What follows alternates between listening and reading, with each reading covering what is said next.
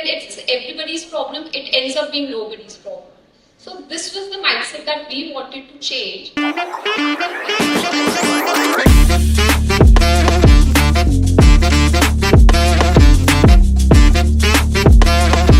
If you can share your top project and its impact around sustainability and help us in multiplying the impact. So, good afternoon, everyone. I'm from Sapphire International School. So recently, like ma'am had shared about changing the thought process. So this was the idea that we started with recently at Sapphire, that we would like to change the mindset of the students. And the problem, one of the challenges that we face when it comes to something like sustainability is that it is a shared problem. And problem with the issue with such a problem is that sometimes when it's everybody's problem, it ends up being nobody's problem. So this was the mindset that we wanted to change and make some difference. So we integrated in project-based learning and we came up with our own curriculum. We have our own booklets where the students are given time to think about they take up any SDG issue and they start working towards it. So we asked students to go around to look at their local environment, what are the kind of issues that they find which speaks to them. And they were given this option that they could choose any issue which relates to them and which is connected to any of the 17 SDG goals.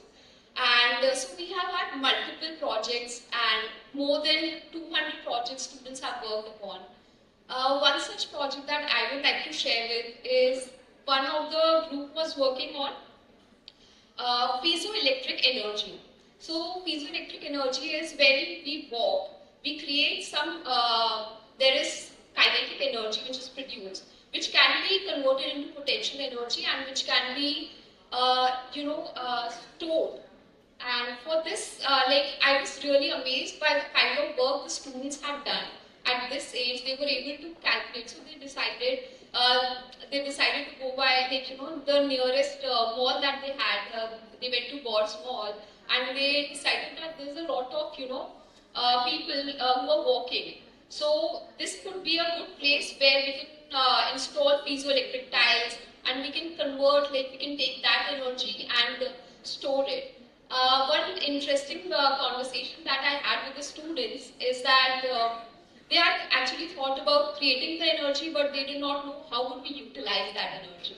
I told them, when you are creating that energy, what about the storage system, the battery storage system that you would need? So this got them to think more deeply, and the whole process was filled with so much of learning for the students. They were able to think, and they were able to come up with such data that personally I was quite amazed, and this is one such project that I was amazing.